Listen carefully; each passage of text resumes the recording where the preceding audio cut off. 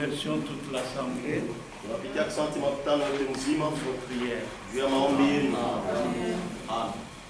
La situation n'était pas facile pour moi-même Mambo haikuwa mwepesi juu yangu mimi mwenyewe concernant la santé ili naangalia afya et aussi de mon épouse. na vile vile ya mke wangu.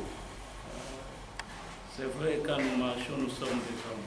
Ni kweli wakati tunatembea tuko tu watu, Mais on peut être malade, lakini tunaweza kugonjwa, mais on s'efforce parce qu'on est des parents. lakini tunajikaza kwa sababu tuko wazazi. Mais Dieu nous a aidés. Lakini Mungu alitusaidia. Je me sens maintenant en forme. Hapa niko nzuri. Et même ma femme aussi se sent bien. Hata bibi yangu naye iko nzuri. Que Dieu vous bénisse. Bariki juu ya maombi yenu. Nous allons tenir debout pour la parole de Dieu. Tusimame wima kwa ajili ya kusoma neno la Mungu. Nous allons lire dans deux écritures ce soir. Tutasoma maandiko mbili magharibi. D'abord dans Psaume 62. Mbele Zaburi 62. Et puis nous lirons dans Isaïe 60. Kisha tutasoma Isaya 60. Je vais lire Psaume 62, vous pouvez vous asseoir. Tutasoma Zaburi 62 mutakaa. Et je vais lire après Isaïe 60. Psaume 62. Zaburi 62. Au chef des chantres d'après Jeduthun, psaume de David. Kwa chef wa waimbaji kufuatana na Jeduthun, Zaburi ya Daudi. Oui, c'est en Dieu que mon âme se confie. Ndio, ni ndani ya Mungu ndio nafsi yangu inajitoa. De lui vient mon salut. Ni kwake wokovu wangu inatokea. Oui. Ndio, c'est lui qui est mon rocher et mon salut. Ni yeye ndio mwamba wangu na wokovu wangu. Ma haute retraite. Fichamo yangu ya juu. Je ne chancellerai guère. Sitayumba yumba kamwe. Jusqu'à quand vous jetterez-vous sur un homme? Mpaka na wakati gani mtajitupa yule ya mtu? Chercherez-vous tous à l'abattre? Mko natafuta mwe bote kumua. Comme une muraille qui penche. Sa ukuta ile nenda pembeni. Comme une clôture qu'on renverse. Kama ukuta ile nangusha. Il conspire pour le précipiter de son poste élevé. Beko nasikilizana juu ya kumwangusha kwa fashi ya yulu. Ils prennent plaisir au mensonge. Beko nafurahiwa kubongo. Ils bénissent de leur bouche. Beko nabariki mkinwa yao. Et ils maudissent dans leur cœur. Lakini mioyo yao beko na laani. Oui, mon âme confie-toi en Dieu. Ndio nafsi yangu jitowe ndani ya Mungu. Car de lui vient mon espérance. Kwa maana kwake tumaini yangu inatokea. Oui, c'est lui qui est mon rocher et mon salut. Ndio, ni yeye ndio mwamba wangu na wokovu wangu. Ma haute retraite. Fichamo yangu ya juu. Je ne chancellerai pas. Sitayumba kamwe. Sur Dieu repose mon salut. Juu ya Mungu wokovu wangu inapumzika. Et ma gloire. Na utukufu wangu. Le rocher de ma force. Mwamba wa nguvu yangu. Mon refuge. Fichamo yangu. Est en Dieu. Iko ndani ya Mungu. Que Dieu bénisse sa parole. Mungu abariki neno lake. Nous pouvons nous asseoir. Naweza kukaa. David nous montre ici la confiance qu'il a en Dieu. Daudi anatuonyesha hapa tumaini liko nayo ndani ya Mungu. Et c'est la même confiance que chacun de nous doit avoir en Dieu. Na ni tumaini moja moja ile kila mmoja wetu anapaswa kuwa nayo ndani ya Mungu. Et il répète, Dieu est son rocher. Akisema ya kwamba Mungu ni mwamba wake.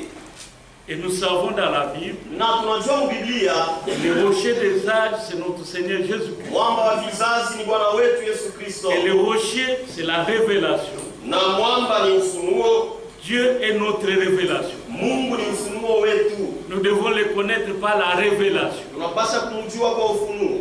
Et non par l'intellect. Hapana kwa akili ya mtu. Par l'intellect, nous sommes totalement à côté. Dieu, on ne peut pas l'étudier. Mais il se révèle. Psaume 60. Verset 1. Lève-toi. Isaïe 60. Isaïe 60. Verset 1. Lève-toi. Lamuka, sois éclairé. Uangazwe, car ta lumière arrive. Kwa maana nuru yako inafika. Et la gloire de l'Éternel s'élève sur toi. Na utukufu wa milele unalamuka juu yako. Voici. Tazama. Les ténèbres couvrent la terre. Magiza nafinika dunia. Et l'obscurité le peuple. Na magiza nafinika watu. Mais sur toi l'Éternel s'élève. Lakini yulu yako wa milele unalamuka. Sur toi sa gloire apparaît. Yulu yako utukufu wake naonekana. Ce soir nous allons parler d'un sujet. Magharibi tutasemezea kuhusu shina C'est moja. juste un mot qui s'appelle shalom. Ni msemo tu mwenye kuitwa shalom. Shalom c'est un mot hébreu. Shalom ni msemo wa Kiebrania. En notre langue française c'est la paix. Lugha yetu ya Kifaransa ni la paix, salama. Ou en d'autres termes, bonjour. C'est comme une salutation. On vous souhaite la paix. Et dans ce que nous venons de lire dans Isaïe 60,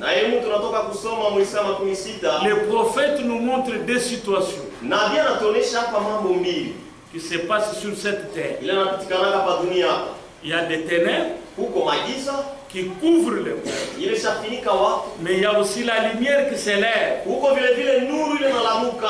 Et cette lumière s'élève pour les enfants de Dieu, pour l'église de Jésus-Christ. C'est eux qui reconnaissent la lumière de Dieu, qui est la parole que Dieu a promise pour le temps. Mais le reste du monde, le reste du peuple est couvert par les ténèbres. Et ils ne peuvent pas voir où ils vont et ce qu'ils font. Bien qu'ils vont dans les églises, mais ils ne peuvent pas comprendre les choses de Dieu. Si nous lisons la même écriture encore, Isaïe 60, il est dit, lève-toi, sois éclairé, car ta lumière arrive. Et la gloire de l'Éternel s'élève sur toi. Sur toi en tant que croyant. C'est une expérience personnelle que chacun doit avoir avec Dieu.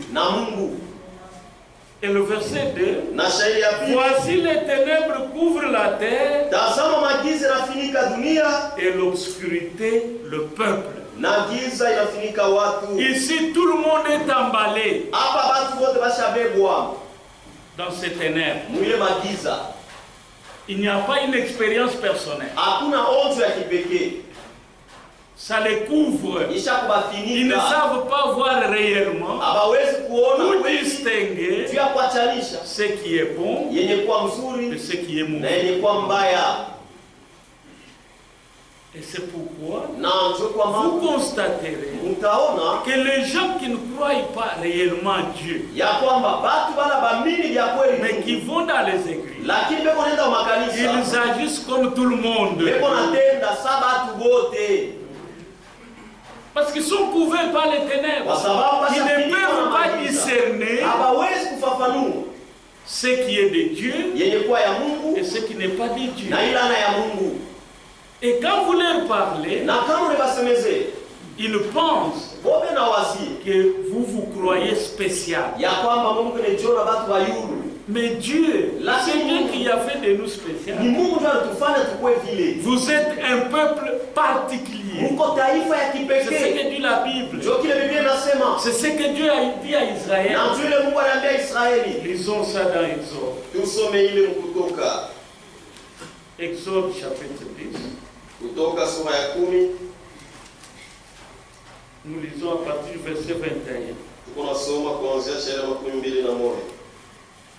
Moïse a... Non, je suis à 12, je m'excuse. Exode 10, 21. L'Éternel dit à Moïse, étends ta main vers le ciel, et qu'il y ait des ténèbres sur le pays d'Égypte, et que l'on puisse les toucher. Moïse étendit sa main vers le ciel, il y a eu d'épaisses ténèbres dans tous les pays d'Égypte na kukawa magiza kabisa mwichi yote ya Misri pendant 3 jours. kadiri ya masiku 3. Verset 23. On ne se voyait pas les uns les autres. Bakwanzake kuonana bamoya na bengine Et personne ne se leva de sa place na kuna mtu anaanza kulamuka bafashi yake pendant 3 jours. kadiri ya masiku 3.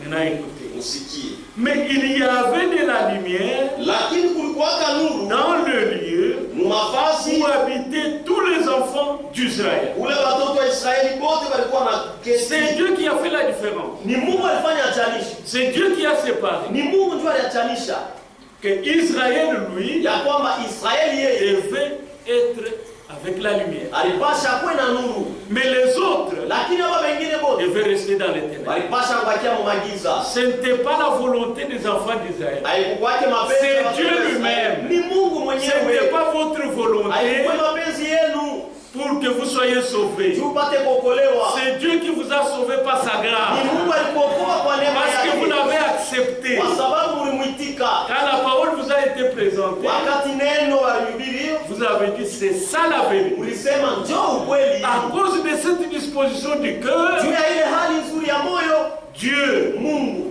a eu pitié de vous. alikuonea huruma. Dieu Mungu vous a sauvé. alikuokoa. Dieu Mungu a fait de vous alikufanya un peuple particulier. mtu wa kipekee Et vous êtes différents na msiachana du reste du peuple. na hapa watu wengine C'est wote. pourquoi Dieu a dit à Israël, Njoo kwa maana Mungu quand tu ananiambia entreras wakati dans utaingia le pays que je te donne, mwinchi ile nampatia, ne te compare pas à ce peuple-là. usijilinganishe na wale watu. Tu n'es pas comme eux. Hauna sabo. Ça s'applique aussi à nous. Iko natimilika vile vile kwetu sisi. Nous vivons dans ce monde, Tuko naishi mwi dunia, jeune ou vieux, kiana au mzee, étant des croyants, tukiwa waaminifu, nous ne devons pas nous comparer aux gens de ce monde. atupashe kujilinganisha na watu wa dunia. C'est une faute grave Ile ni kosa kabisa devant Dieu. mbele ya Mungu. Et Israël l'a fait. Na Israeli alifanya. Quand ils ont demandé le roi, Wakati bado ils ont mafalme nous voulons être comme les autres. walisema tunapenda tukwesa wengine, Donne-nous un roi. tupatie mfalme.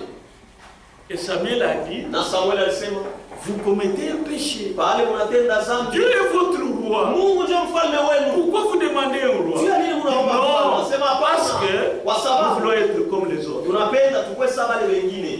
Pourquoi dois-je me comparer aux autres? Juu ya nini unapasha kujilinganisha na wengine? Pourquoi tu dois te comparer aux autres? Juu ya nini utapasha kujilinganisha na wengine? Non. Hapana. Dieu t'a choisi Mungu alikuchagua pour faire de toi sa propriété, juu akufanye kwa mali yake, son héritage, upate kwa urithi wake. qui doit expérimenter la gloire de Dieu, Unapasha kuonja utukufu wa Mungu comme nous avons lu dans Psaume. sabile tulisoma Mzaburi.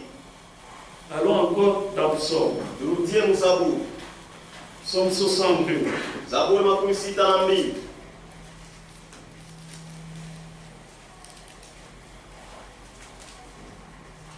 C'est le verset.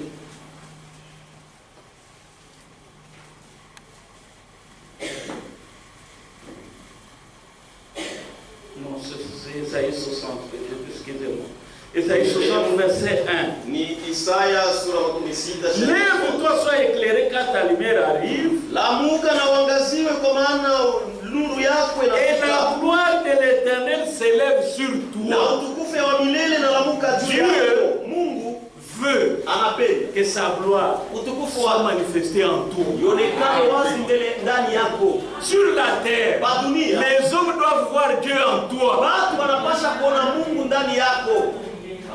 Christ Kristo va se glorifier en toi. anapasha jitukuze ndani Comme yako. Dieu s'était glorifié dans son Fils, Kama vile Mungu alijitukuzaka ndani ya mwana wake, vous aussi, na mwe vile moi aussi, na mie en vile tant que fils et fille de Dieu, kama mtoto mwanaume na mtoto mwanamke wa Mungu. Christ doit se glorifier en nous. Kristo anapasha jitukuze ndani yetu, Et en le faisant, na mkuifanya c'est pour que nous soyons séparés, ni sisi tupate que nous kutengana soyons différents, na tupate que nous ne kuachana, marchions pas dans les ténèbres. usitembee mu Comme les magiza autres. sa bengine. La Bible dit, Bien la nous ne sema. sommes pas des ténèbres Hatuna magiza pour dormir comme les autres. hatuna magiza juu ya kulala sa Mais nous bengine, devons veiller. lakini tunapasha Veiller kukesha. à quoi? Kesha kunini? à la parole de Dieu, ukesha yule à ce que Dieu nous dit, kile Mungu à anatuambia, notre façon de marcher, namna à yetu notre kutembea, façon de parler, namna yetu à notre kusema, façon de nous namna comporter, yetu kujitwala, nous devons veiller. tunapasha kukesha, Parce que nous avons cru le Seigneur, kwa sababu tulimwamini Bwana, non pas pour la vie de cette terre. hapana juu ya maisha hapa dunia hapa. Il prend soin de nous certainement. Anatuangaikiaka hakika,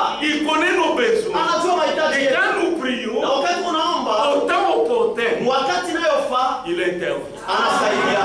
Mais notre foi, Lakini imani yetu c'est pour la Jérusalem céleste. ni Yerusalema ya kumbingu, Parce que là, kwa sababu kule nous n'aurons pas de besoin, hatutakuwa na mahitaji, pas de maladie. hakutakuwa magonjwa, C'est la joie ni éternelle. furaha ya C'est milele, la paix ni éternelle. salama ya milele. C'est pourquoi Christ, Ndio kwa maana quand Kristo il est ressuscité, wakati alifufuka, première chose, kitu ya kwanza, quand il a rencontré les disciples, il a dit que la paix soit avec vous. wakati alikutana na wafuasi wake alisema salama iwe pamoja C'est nasi. le royaume dans lequel nous amène. Ni mfalme mule kwa natupeleka. Le royaume de cette terre, Ufalme hapa dunia hapa c'est la guerre, ni vita, c'est les tueries, ni kuuana, c'est la souffrance, ni mateso, les maladies. magonjwa. L'homme n'a pas la paix. Mtu hana na salama. L'homme n'a pas la paix sur la terre. Mtu ana na salama hapa Il dunia. est agité. Eko tu akutenkatenka. Il n'est toujours pas satisfait. Yasitoshekake kamwe.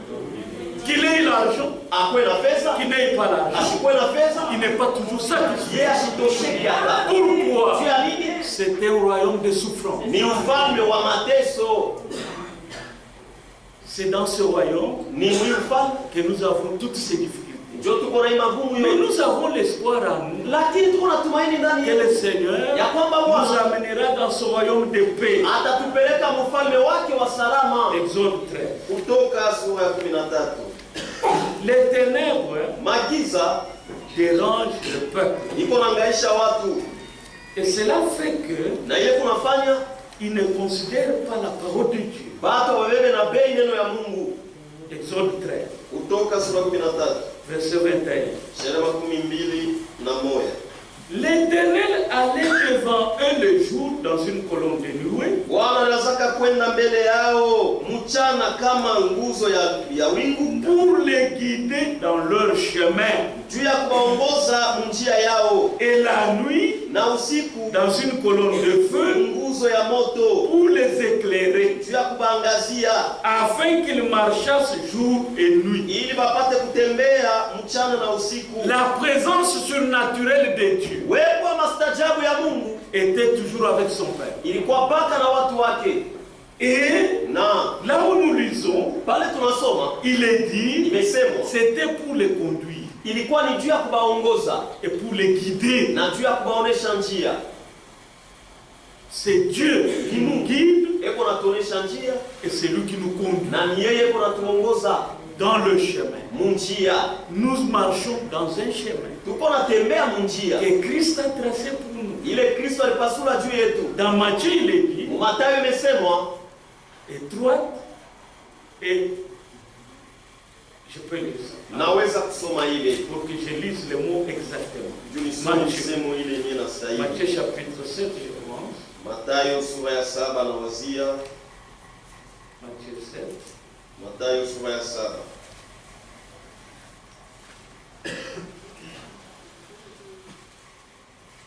Matthieu 7, 13. Mathayo sura ya 7 shairi ya 13.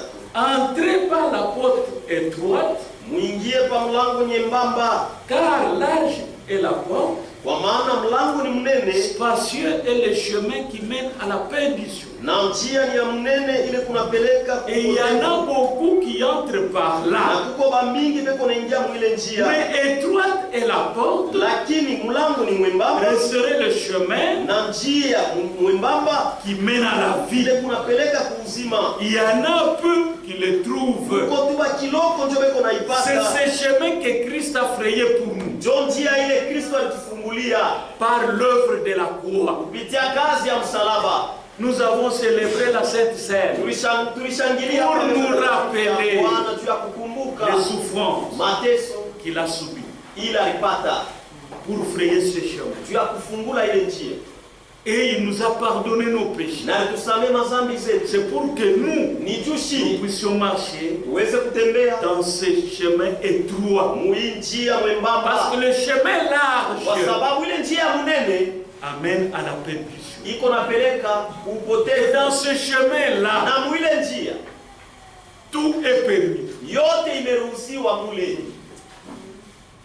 Tout est permis dans ce chemin large. Et chacun fait ce qu'il veut. Il n'y a pas de contrôle. Il n'y a pas d'interdit. Mais dans ce chemin étroit, nous avons des interdits. Dieu nous a dit par sa parole, ça, vous devez faire, ça, vous ne devez pas faire. Et chacun de nous doit se soumettre. Si tu ne te soumets pas, tu deviens rebelle. Et le résultat des rebelles, c'est la perdition. On avait vu ça concernant Corée et Dathan. Ils se sont rebellés dans le chemin et ils sont allés en enfer vivants. C'est pourquoi, frère, nous devons toujours obéir la parole de Dieu. Et dans Matthieu 4, nous lisons ceci concernant les ténèbres. Matthieu chapitre 4, verset 12. Jésus ayant appris que Jean avait été livré, se retira dans la Galilée. Il quitta Nazareth et vint demeurer à Capernaum, situé près de la mer, dans le territoire des Zabulon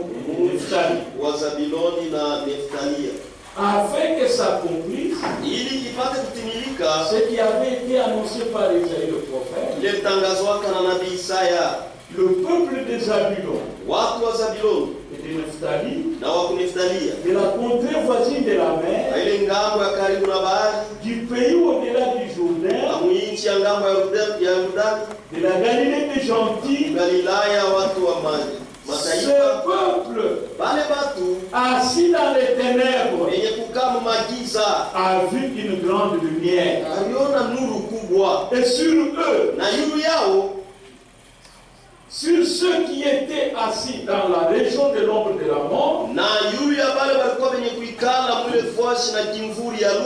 la lumière s'est levée. Ici, frère, ces gens vivaient dans ces contrées. Ce n'est pas qu'ils avaient les ténèbres du matin au soir. Non. Ici, c'est sur le plan spirituel. Quand Jésus est arrivé là-bas, comme c'est lui la lumière, il est venu les éclairer, leur montrer le chemin. C'est pourquoi la Bible dit, nous sommes la lumière du monde. Partout où je passe, les gens doivent voir la lumière en moi. Ils doivent voir la lumière de l'évangile. Et ils doivent reconnaître que celui-ci est un enfant de Dieu. Celui-ci, celle-ci, c'est une fille de Dieu. Dans le cas contraire, vous êtes encore en train de faire honte à la parole que vous croyez. Et Esaïe qui est cité ici, Esaïe chapitre 9. Mais quand nous regardons ce monde, tout est presque pollué. Tout est presque pollué. Que ce soit la nourriture, que ce soit les gens eux-mêmes, leur mentalité est déjà polluée. Les hommes veulent se comporter comme des femmes. Les femmes veulent se comporter comme des hommes. Et aujourd'hui, Dieu merci, ce n'est pas encore arrivé chez nous. Mungu asante haijafika kwetu. Mais, Lakini aussi longtemps que le temps continue, wakati yote sasa iko on ne sait naendelea pas. hatujui. Mais, Lakini nous devons aviser aussi nos enfants tunapaswa kukaramusha watoto yetu qui vont à l'école. bali wanaenda kwa masomo. Il y a une tendance dans le monde, Kuko mambo moya mdunia ce qu'on appelle en français, je ne sais pas, mais on appelle ça transgender en anglais. C'est-à-dire, on change les sexes. kusema weko nabadilisha utupu. Transgenre, voilà. Donc, un homme, Mwanaume il va, on l'opère anaenda banampasula pour qu'il devienne une femme. juu akwe mwanamke. Une femme aussi, Mwanamke naye on l'opère anaenda banampasula pour qu'elle devienne un homme. juu akwe mwanaume. C'est ça qui se passe dans le monde évolué aujourd'hui. Ndio mambo kunapitikana leo mudunia ile. Et qu'est-ce qu'on crée? Sasa ni kitu gani vile naumba? On crée des fantômes, Vile naumba ba fantôme. des gens sans titre. Watu bale abana na abajue kile beko. Et récemment, aux États-Unis, Na kumasika ku Kongo ku États-Unis ils ont voté une loi bali vote sheria pour dire juu ya kusema n'appelez personne monsieur ou madame. hapana kuita mtu monsieur au madame. Si on se rencontre, Kama tunakutana tu me salues seulement. unanisalimia Bonjour. jambo. Ne dis pas bonjour monsieur. Hapana kusema jambo. Parce que ça peut être une femme juu inaweza kuwa en forme de l'homme. muhali ya mwanaume. Vous voyez ce que le monde fait. Unaona vile dunia kunafanya. Tout cela pour contredire la parole de Dieu. Ile yote ndio kupinganisha neno ya Mungu. C'est pourquoi nous avons l'assurance Ndio kwa maana tuko na hakikisho que l'enlèvement est à la porte. ya kwamba kunyakuliwa iko kwa mlango. Dieu ne va pas supporter que ces choses évoluent comme ça. Hatavumilia vile vitu viendelee tu mpaka vile. Non. Hapana. Ils sont en train d'insulter Dieu au nez. Beko na mtukana Mungu kukua. Donc ce que Dieu a fait Sema kile Mungu alifanya n'est pas correct. haina kizuri. Donc nous, Sasa nous shi faisons ce qui est correct. sisi tunafanya kenye kwa kizuri. Donc tout est pollué. Sasa yote isharibika Et cet enseignement, na hii mafundisho ils ont commencé ça à l'école, basha kwanza nayo kwa masomo, à l'école maternelle. kwa masomo kule kwa maternelle. Pour détruire nos enfants depuis l'école maternelle. Juu ya kuharibisha Chaque fois masomo ya que c'est maternelle. normal, Mtoto etika kusema je ni peux devenir kawaida. un homme. Naweza kuwa mwanaume kama Ou un mwanaume. homme, Au je peux devenir mwanaume une nasema femme. naweza kuwa mwanamke. On leur enseigne que c'est normal. Beko nabafundisha sema ni kawaida tu. Et quelques gens qui ont encore le sens Na watu bamoya bale bengariki chrétien, ya qui essayent de s'opposer, beko napima on kukangala les arrête. na beko nebafunga. On les met en prison. Beko nebafunga waweka mgereza Parce qu'ils veulent faire passer kwa sababu napenda bapitishe cet agenda-là. ile Il agenda faut que ça ya devienne normal. kusema ikwe tu kawaida. Parce qu'ils ont d'abord essayé avec l'homosexualité. Walipima mbele na kuona mwanaume na mwanamke Mais non. na mwanamke. Comme Sasa c'est passé, sasa vile banaichika maintenant ils veulent faire des fantômes. banapenda sasa kufanya Des gens qui n'ont pas de genre. bana batu bale habana na ana mwanaume au mwanamke. Oui, en Europe, Kwa Europa je crois en Allemagne, na wazia kwa Alma ils sont en train de décider pour enlever les genres dans le passeport. eko na viatula njuu ya kutosha kwa Vous voyez hao dans le wanaume au passeport ou mwanamke. dans la carte d'identité, on écrit Passport femme au carte ou homme. d'identité bale wanaweka pa njuu ya kuonesha kwa mwanaume au mwanamke. Maintenant, ils ne veulent pas qu'on écrive comme ça. Wao bapende tena kuandika vile. Quand l'enfant est né, Kama mtoto anazaliwa n'écrivez pas son genre. mshandike kama iko mwanaume au mwanamke. Quand il va grandir, Bala il takomea. va choisir lui-même. Ye moya atachakula. Vous voyez la pollution là où ça amène. Unaona uharibifu kule napeleka watu. Mais Dieu, Sasa Mungu qui nous a aimés, ule alitupenda, il nous a sauvés. alituokoa. Il nous a révélé sa volonté. Alitufunulia Il nous mapenzi a yake. montré le chemin. Alituonesha njia Pour que juu nous ne puissions pas tomber dans la pollution. tushanguke mwile uharibifu. Parce qu'aujourd'hui, Kwa sababu leo les gens qui n'ont pas la parole de Dieu trouvent que c'est normal. batu bala bana na neno ya Mungu beko nasema ni kawaida tu. Et c'est géré par les grands politiciens. Na ni bafanya siasa bakubwa ndio beko naangalia ile mambo. Pourquoi frère? La politique c'est du diable. Ndio kwa maana On n'a pas d'autre mot à siasa ni ya exprimer ça. shetani, hatuna misemo ingine ya kusema. N'ayez pas l'envie de faire la politique. Hapana kuwa na hamu ya kufanya siasa. Laissez la politique aux politiciens. Mwache siasa kuwafanya siasa. Chie concernons-nous des choses de Dieu. Chie tuangaikie mambo ya Mungu. Si un frère kama vient me poser moi la question, anakuwa kuniuliza je ne sais pas pour notre frère. Mimi sijui ndio ndugu yetu. Si un frère vient me demander, je vais postuler. Ndugu mimi napenda ni postuler. Je sais c'est déjà. Mimi najua kusema iko tayari ndani yake. Eko huru. Tu es libre frère. Uko huru ndugu. Mais je vais te dire, la politique va te corrompre. Ile siasa ile itakuharibisha. Ça va te détruire frère. Itakuharibu ndugu. Et c'est à toi de décider. Na ni wewe ndio unapaswa kubeba mpango.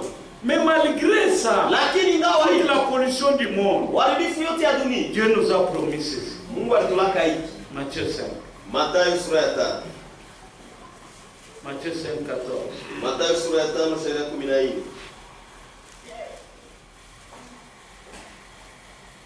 Vous êtes la lumière du monde. Muko nuru ya dunia.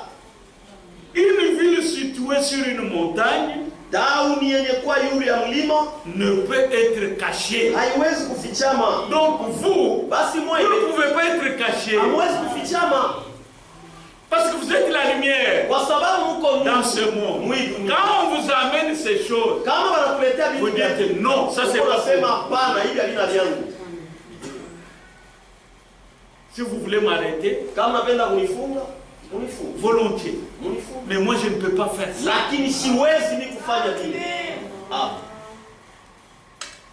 Continuons. Verset 15.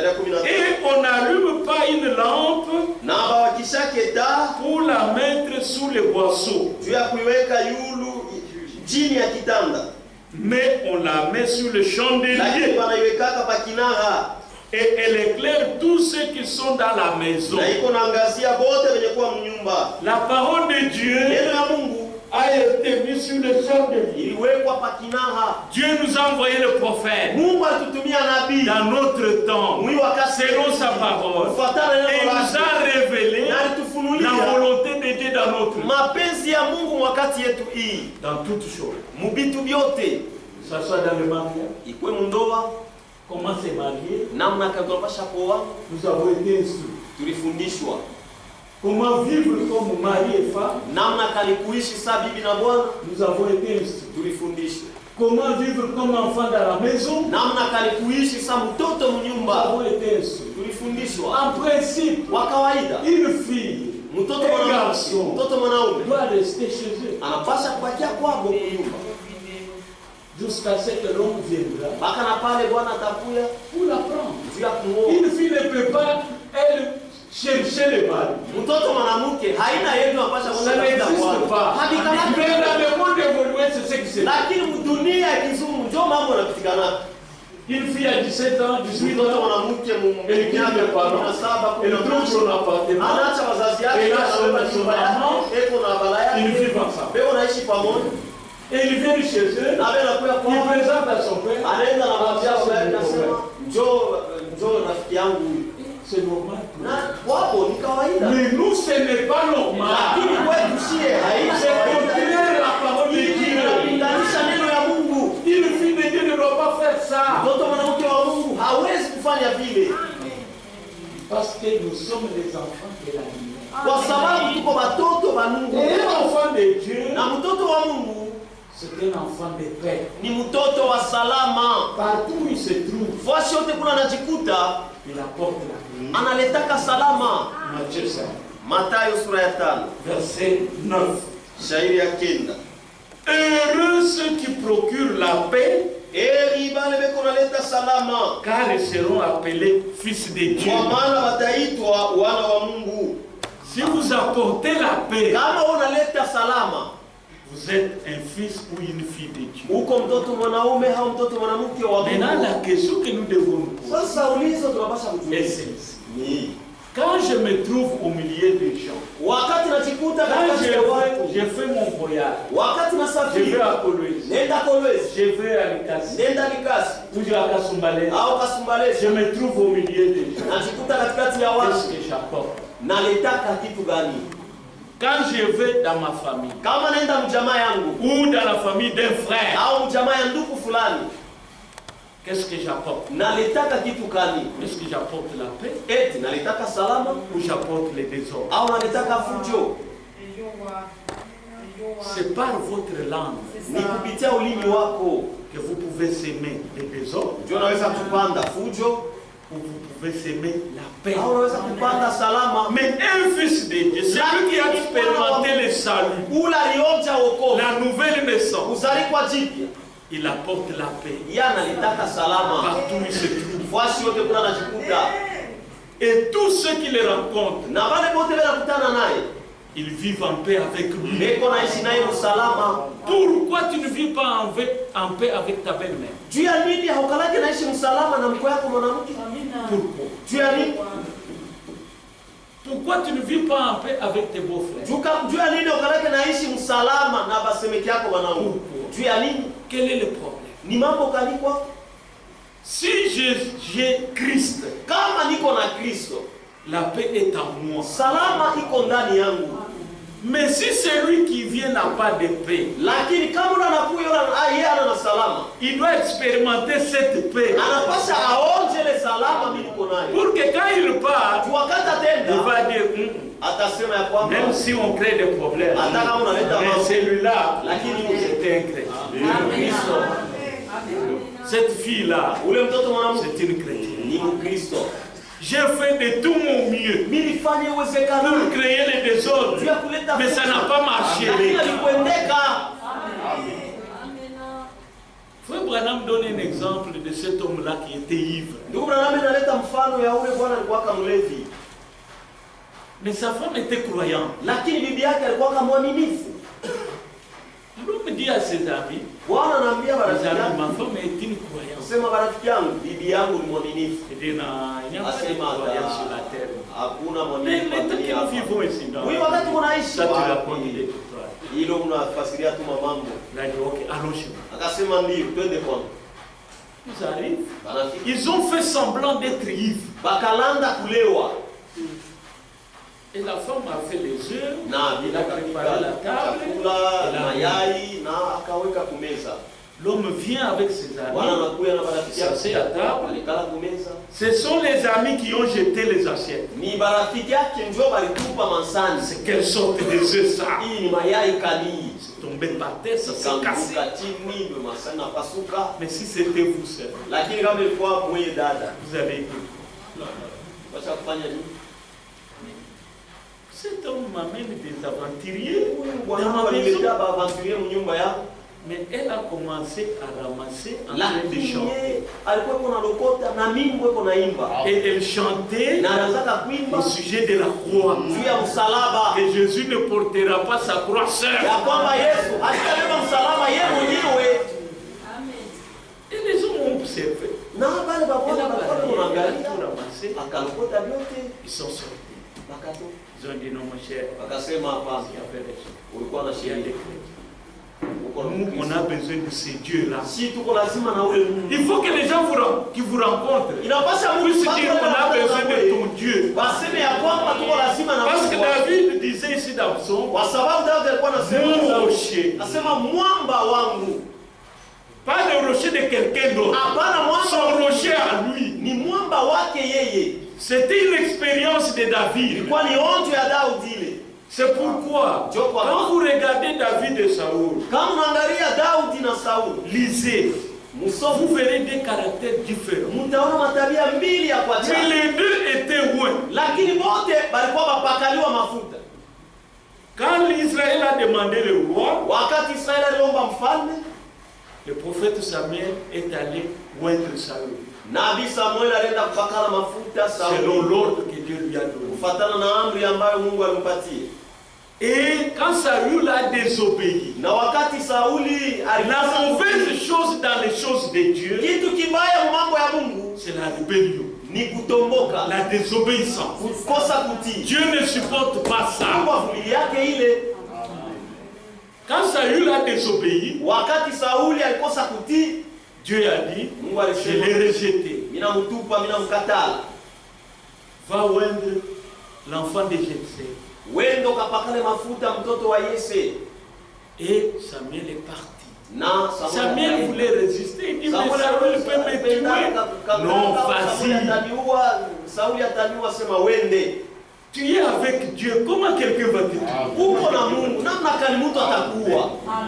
Dieu est avec toi. Mungu ako pamoja na wewe. Et nous lisons dans la Bible. Na tunasoma en Biblia. C'est le Seigneur Ni Bwana qui tient les clés de la mort et du séjour séjour de mort. Donc pour que tu partes sema juu wende à la tombe, mukaburi. il faut que lui ouvre. Inapasha yeye afungule. Sinon personne ne peut faire quelque chose. Kama pana kuna mtu anaweza kufanya kitu. Amen. Mais Dieu a dit vas-y. Mungu alisema wende. Il a pris sa cruche, il est parti. Na kabeba chupa Il a yake. oint David. Akapakala mafuta. Maintenant regardez les deux caractères. Akaangalia ile muone sasa hii matabia mbili. Les deux caractères de Hii celui. matabia mbili hapa batu. Quand Saul Wakati Sauli se retrouve en difficulté, anachikuta magumu, d'abord il a désobéi. mbele alikosa kutii. Quand Dieu lui parle par Samuel, Wakati Mungu anasema naye kupitia il Samuel, se justifie. yeye anajihesabia haki. Il dit non, Anasema hapana, c'est le peuple ni watu, qui a pris. ni watu ndio walibeba. Mais c'est toi le roi. Wewe ndio mfalme. C'est pourquoi frère, c'est pourquoi soeur, dans la maison, je crois que je l'ai déjà dit ici, quand il y a un problème, chacun doit savoir quelle est sa faute dans ça. Kila mtu anapaswa kujua kosa yake ni Alors la réconciliation est possible. pale mapatano yanawezekana. Même dans l'église de Dieu, nous avons des problèmes parce que les frères ne reconnaissent pas les Kuna fautes. mambo ni juu banduku hawatambuaje makosa yabo.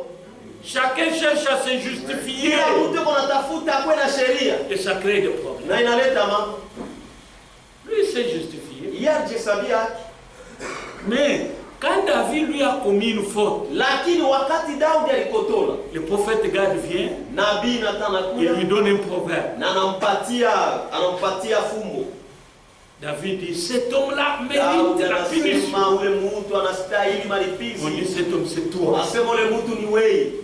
Il est tombé par terre. Akaanguka chini Et il a demandé pardon. na akaanza kulomba usamaha.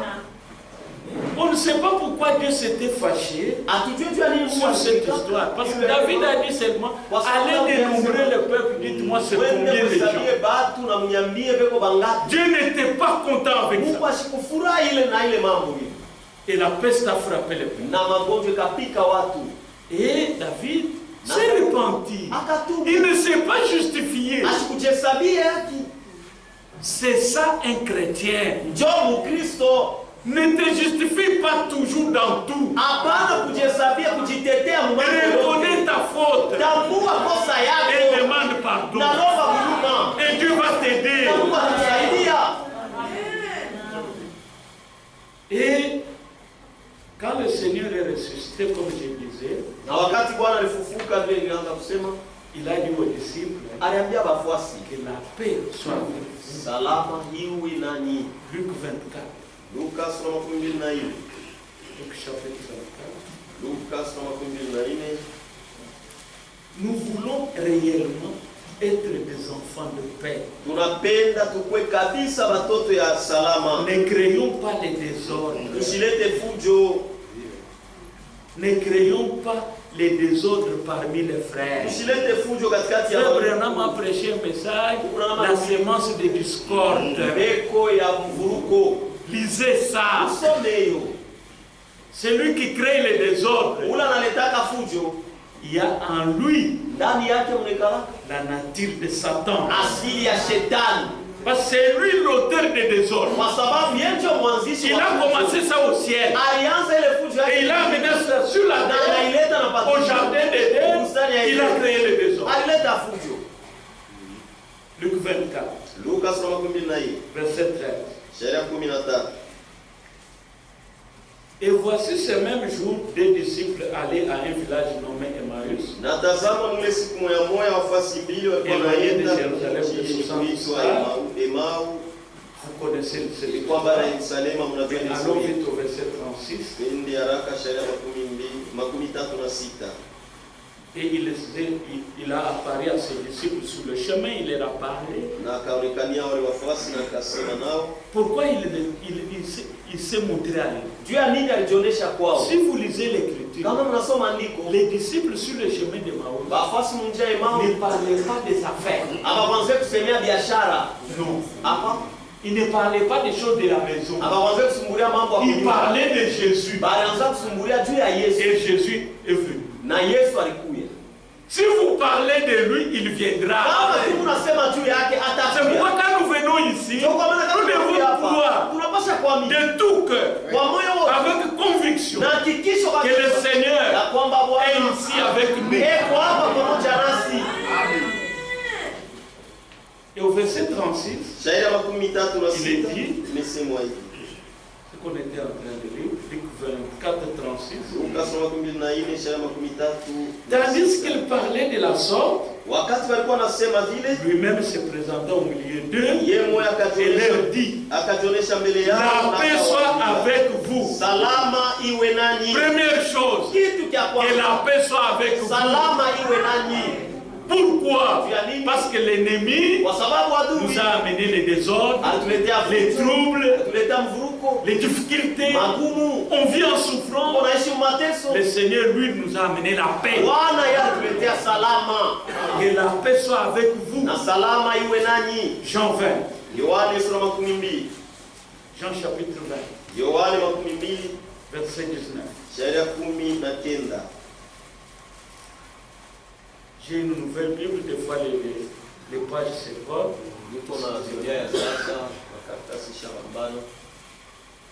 Jean 20, verset 19. Le soir de ce jour, qui était le premier de la semaine, les portes du lieu où se trouvaient les disciples étant fermé, à cause de la crainte qu'ils avaient des Juifs, Jésus vint, se présenta au milieu d'eux et leur dit, la paix soit avec vous. Quand nous avons la paix de Dieu, nous n'avons pas de crainte. L'amour de Dieu bannit la crainte. Nous avons la foi dans le Sauveur. C'est lui qui nous soutient. Amen. 1 Thessaloniciens. Wathesalonika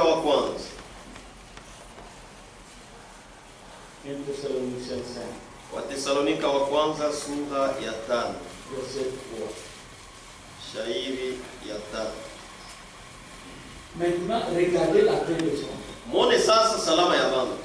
Quand les hommes diront paix et sûreté, wakati watu watasema salama na hakikisho, alors une ruine soudaine le surprendra. Pale uharibifu wa ghafla itawashika. Comme les douleurs de l'enfantement surprennent la femme enceinte, sana maumivu ya kuzali na bambaka mwanamke mwenye kuwa na mimba, et ils n'échapperont point. Na kamwe habataepuka. Ça c'est la paix des hommes. Hii ni salama ya watu. C'est une fausse paix. Kwa sababu ni salama ya watu. Basée sur l'hypocrisie. Yenye kwa yulu ya unafiki.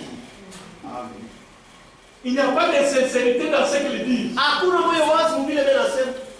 Ils se trompent. Parce que chacun veut avoir son intérêt. Et quand cette alliance sera conclue, et cette paix ici, Frère Branham dit que quand cela arrive, l'épouse verra ça au ciel.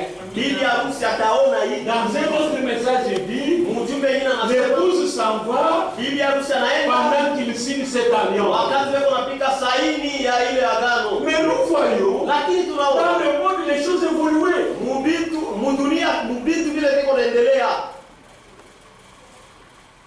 Je crois que Trump était encore chef de l'État. Oui, c'est pendant son règne. Il a réussi à faire signer un accord qu'on appelle l'accord d'Abraham. Cet accord c'était entre les Juifs nchi ya Israeli quelques pays arabes ennemis na maiti mwa kiloko ya Baarabu badui qui ne voulaient pas reconnaître Israël comme État. bala wapendake tutambua Israeli kama Et dans serikali. cet accord, ils ont reconnu Israël. Ile mapatano balitambua Israeli kama, Mais il est resté l'Arabie Saoudite. lakini kulibakia Arabie Saoudite. Et Frère Franck disait Frank anaanza kusema que ya kwamba dès que l'Arabie Saoudite signe wakati Arabie Saoudite et itapika entre sahihi dans cet accord, na inaingia mwile ça mapatano crée une ouverture. pale, nafungula sasa mlango, Ça crée une ouverture. inafungula sasa mlango. Maintenant, la guerre actuelle qui est en Israël, Sasa vita hii kunafanyika leo entre Mwisraeli, Israël et le Hamas, katikati ya Israeli na Hamas, selon ceux qui analysent, ils disent kufatana na bale beko na il y avait des pourparlers déjà avancés. sema balisemeaka Il y avait des pourparlers déjà avancés pour que l'Arabie Saoudite signe aussi ili l'accord. Arabie Saoudite na yeye aitike. Alors les autres, comme ils ne voulaient pas, sasa vile wengine ils ont créé hawakutikake cette situation de guerre. bakalete ile mambo ya vita, Mais lakini c'est Dieu qui connaît les temps ni Mungu anajua wakati et les époques. na manyakati. Mais pour nous, Lakini juu yetu quand ces choses arrivent dans le monde, wakati vile vitu vinafika le mdunia, Seigneur a dit, Bwana alisema quand vous verrez toutes ces choses arriver, wakati mtaona vile vitu vyote kufika, redressez votre tête, mulamushe kichwa yenu, car votre rédemption s'approche. kwa maana ukombozi wenu C'est inakaribia. pourquoi Ndio kwa maana prenons notre préparation au sérieux. tubebe matayarisho yetu na serieux. Là où il faut se repentir, il faut se repentir. Wale nafasha kutubu. Ne renvoyez pas ça à demain. Usifanye kwe kesho, hapana. Personne ne connaît les jours. Hakuna mtu anajua siku au wakati. Quand il y a un problème, Kama kuko mambo, arrangez avec le frère, arrangez avec la soeur, tengeneza na dada avant d'aller dormir. mbele ya kwenda kulala. Ça peut venir la nuit. Inaweza kufika usiku. Je l'avais dit ici une fois. Nilisemaka siku moja, Si l'homme et sa femme s'embrouillent, kama bibi na bwana wanakukutana, mais avant d'aller au lit, mbele ya kulala asseyez-vous. mwikale, Réglez les différends. mumalize le mambo. N'allez pas dormir celui-ci là-bas, l'autre là-bas. Hapana mwende kulala huyu huku ule Si le Seigneur vient en ce moment-là, Bwana anakuya mwile wakati, qu'est-ce que ça sera? itakuwaje? Parce que vous êtes dans un état de non-réconciliation. Juu muko muhali ya kukosa kupatana, Comment vous allez partir? mutaenda namna kani? Prenons notre préparation au sérieux. Tubebe matayarisho yetu na bujito. Daniel 9. Danieli sura ya 9. La paix des hommes. Salama ya watu. Daniel chapitre 9. Danieli sura ya 9, Verset 27. shairi ya 27.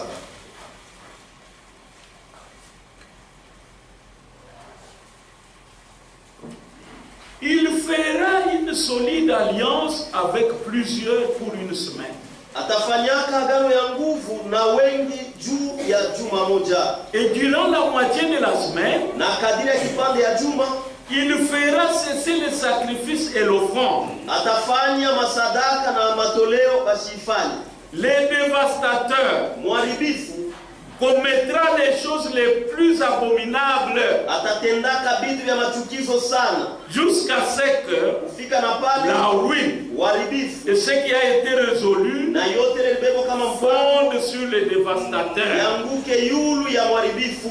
Nous voyons Uko naona que les choses évoluent pour ça, ya kwamba vitu viko pour que naendelea cette alliance juu ya hii na juu ya hii arrive à agano être conclue. bapate kufanya hayo, Et le maître d'orchestre, na mwenyeko naongoza hivi vitu c'est le pape de Rome. ni papa wa Kuroma, C'est lui le maître d'orchestre. na ni yeye ndio mwongozi wa hivi, Et c'est lui qui va réussir ça. na ni yeye ndio ataweza Mais hivi. il va faire des choses abominables, Lakini comme atafanya la vitu Bible vya le dit. machukizo sana vile Biblia Et inasema, quand il fera na ça, wakati atafanya voici hivi, ce qui est écrit dans 2 Thessaloniciens. muone ile Watesalonika wa pili anasema, 2 Thessaloniciens, Watesalonika wa pili chapitre 2, sura ya pili verset 7.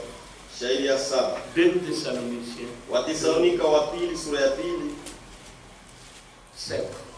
shairi ya 7. Car le mystère de l'iniquité agit déjà. Kwa maana siri ya uovu iko natenda tayari, Il faut seulement que inapasha tu celui qui le retient encore, ule ngaliki na mshika mbele, et il disparaît. apate kupotea. Et alors, Na pale paraîtra l'impie. mtu mchafu ataonekana. Qui le retient encore? Ni nani Celui. Ni yule. Celui qui le retient, c'est le Saint-Esprit. Ule kwa mshika ni Roho Mtakatifu. Qui agit encore sur les enfants de Roho Dieu. Mtakatifu ngaliki natenda hilo wakati. Dès que l'enlèvement a lieu, hata kama kunyakuliwa, dès que l'enlèvement kama a tu lieu, kunyakuliwa nafanyika. maintenant, Sasa cet impie ici huyu mtu mchafu sera révélé. Sa couleur sera vue kasirani yake par tonekana les wazi. gens qui pensent aujourd'hui qu'ils le voient comme un agneau. Kupitia watu wale bena mona leo sasa mona kondoo. Maintenant, la bête va entrer en lui. Sasa mnyama ataingia ndani Il yake. va présenter la nature de la bête. Tu ataonesha sasa hali ya Comme mnyama. c'était au début du royaume des nations. Sasa vile ilikuwa kumwanzo ya ufalme ya mataifa. Quand vous lisez Kama mnaso au sujet de Nebuchadnezzar, mambo yanaangalia Nebukadneza avant la fin de son royaume, mbele ya mwisho ya ufalme wake, une âme de bête lui a été donnée. nafsi ya mnyama ilimupewa. Et il est allé vivre parmi les bêtes. Na alienda kuishi katikati ya Comme banyama. un animal. Sa nyama Sans raisonnement humain. bila hata mafikiri ya mtu. Et à la fin des temps, Na kumwisho wakati cet homme ici huyu mtu recevra aussi cette âme-là. na yatapokea ile nafsi. Il va agir comme une bête. Atatenda sa mnyama Sans pitié. bila buluma, Comme il avait tué les Juifs sa vile aliwaka Bayahudi pendant le Moyen-Âge. wakati wa Moyen-Âge, C'est ce qu'il fera na njo kila atafanya après l'enlèvement. kisha kunyakuliwa. Continuons. Tuendelee. Verset 8. Et alors paraîtra l'impie, Na pale sasa mtu mchafu et le ataonekana. Seigneur Jésus détruira par le souffle de sa bouche, Ule Bwana Yesu ataharibu kupitia pumzi ya kinywa yake. et qu'il anéantira par l'éclat de son avènement. Na atamponda kupitia kung'aa kwa kuja kwake. Ici, Hapa parce que cet impie, kwa sababu huyu qu'est-ce mchafu qu'il va faire? atafanya nini? Il va s'asseoir dans le temple de Dieu à Jérusalem. Atekala mwekalu ya Mungu mu Yerusalema. Après avoir conclu l'alliance, Kisha yeye kufanya agano, Israël sera autorisé de construire le temple. Israeli watamruhusu ajenge hekalu. Je vais terminer à temps frère, je vais filer. Nitabadilisha. Ils vont construire le temple. Batajenga hekalu. Maintenant, cet impie, Sasa yule comme mchafu, celui qui a réussi, sasa vile ni yeye ndio aliweza, on va maintenant l'accueillir comme le Messie. batampokea sa Masia. Et il va entrer avec les honneurs dans le temple. Na ataingia na maheshima sana Il mwekalu. va s'asseoir comme Dieu Atekala mwe mwekalu sa Mungu. pour qu'on l'adore. Juu bamwabudu. Et le Seigneur, lui, apparaîtra. Na pale Bwana atamuonekania. C'est pourquoi nous lisons ici, Ndio kwa maana tunasoma le hapa, Seigneur va l'anéantir par l'éclat de son Bwana avènement. atamponda kupitia kung'aa kwa kuja Il kwake. va le détruire par le souffle de sa bouche. Atamharibu kupitia pumzi ya kinywa chake. Et l'alliance sera rompue. Na ile agano Et la itavunjwa. tribulation va entrer en marche. Na ziki itaanza Mais sasa. ces choses Lakini bibi vont se passer après nous. vitapitikana ni kisha C'est shikwenda. pourquoi prenons au sérieux Ndio kwa maana tubebe na bushi notre préparation, matayarisho que yetu nous soyons enlevés tupate kunyakuliwa avant que ces choses arrivent. mbele ya hivi vitu Pour kufika. terminer, Ndio ya kumaliza. lisons 2 Thessaloniciens 3, Tusome Watesalonika wa pili sura ya 3 shairi ya 16. 2 Thessaloniciens 3, 13. Watesalonika wa pili sura ya 3 shairi ya Pour vous, frères, juu yenu wa ndugu, ne vous laissez pas de faire le bien. msichoke kutenda mema. Oui, Ndio les gens se lassent toujours. bantu bo banachokaka paka. Ne vous lassez pas de faire le bien. Msichoke kutenda mema. Ne vous lassez pas de venir à l'église. Msichoke kuya kukanisa. Aussi longtemps que cela vous est accordé, Wakati yote ile vous avez le napewa, souffle de vie, Mungu na pumzi ya uzima. venez toujours à l'église Usiye mpaka kukanisa quand il y a le rassemblement. wakati kuko Parce makutano. que c'est dans cette simplicité Kwa sababu ni ile mwile unyenyekevu. que le Seigneur nous prépare. Ndio Bwana anatutayarisha. Ne vous lassez pas de faire le bien. Msichoke kutenda Verset mema. 14. Shairi ya 14. Et si quelqu'un n'obéit n'obéit pas à ce que nous disons par cette lettre, na kama mtu ashiti kupitia tunasema mwibarua, notez-le. Muyandiki. Non, muyue ule mtu. Notez-le. Mumjue ule mtu. Et n'ayez point de communion avec lui. Na mshikwe na ushirika naye, afin qu'il éprouve de la honte. Ili apate kusikia haya. Verset 15. Ne le regardez pas comme un ennemi, msimwangalie sa adui, mais avertissez-le comme un frère. Lakini mumkalamushe sa ndugu. Beaucoup n'appliquent pas ça. Batu bamingi abatuni yake hii andiko. Le frère l'a dit dimanche. Ndugu mjuma alisema, tu trouves le frère en faute, unakuta ndugu mkosa, redresse-le avec amour. Umkemee na mapendo. Avertis-le comme un frère, mais ne le considère pas comme un ennemi. Non. Verset 7. Que le Seigneur de paix vous donne lui-même la paix en tout temps. En tout temps. De toute manière. Que le Seigneur soit avec vous tous. Que le Seigneur de paix vous donne la paix en tout temps. De toute manière, dans toutes circonstances, vivez en paix avec tous les hommes. C'est là la volonté de Dieu. Que le Seigneur vous bénisse. Nous allons nous tenir.